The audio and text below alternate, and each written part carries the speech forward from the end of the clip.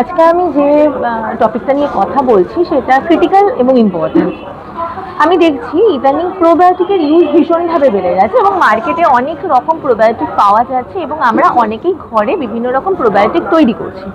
সেটা বিটরুট কাঞ্জি হতে পারে, রাইস কাঞ্জি হতে পারে, ডিফারেন্টভাবে আমরা কাঞ্জি তৈরি করছি এবং সেটা আমরা নিচ্ছি।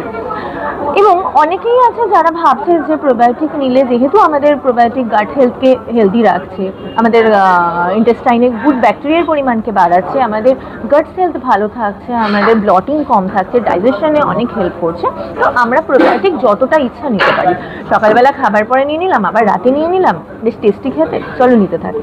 বাট এই জায়গাটা একটা ভুল হচ্ছে। কারণটা, আপনি কতটা পরিমাণে প্রোবায়োটিক নেবেন সেটা ভীষণ ইম্পর্টেন্ট না হলে আপনি পরবর্তীকালে প্রবলেম ফেস করবেন। এবার আমি বলি যে প্রোবায়োটিকের একটা ইউনিট রয়েছে CFU। তো আপনি ডেলি 10 বিলিয়ন CFU নিতে পারেন, তার বেশি নয়।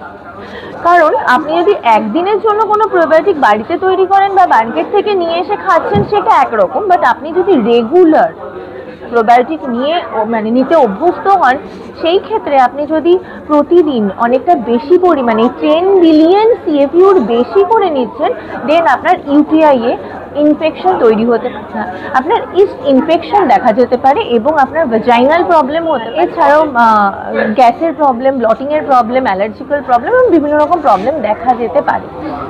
তো আপনারা যখন মার্কেট থেকে কোনো প্রোবায়োটিক কিনে এনে সেটা কনজিউম করবেন, প্লিজ দেখে নেবেন পিছনে কতটা পরিমাণ লেখা। এবং আপনারা যখন বাড়িতে কাঞ্জি তৈরি করে সেটা ইনটেক করছেন, সেটা মাথায় রাখবেন যে 100 থেকে 150 ml এর বেশি কোনোভাবেই নয়। বেশ ভালো লাগছে খেতে, চলো 2 গ্লাস খেয়ে নিলাম। খালি পেটে অনেক ভিডিও আমি দেখছি যে খালি পেটে 2 গ্লাস কাঞ্জি নিয়ে আমি একদম ফিট আছি। এটা একদিনের জন্য ঠিক আছে, কিন্তু রেগুলার একদম নয়।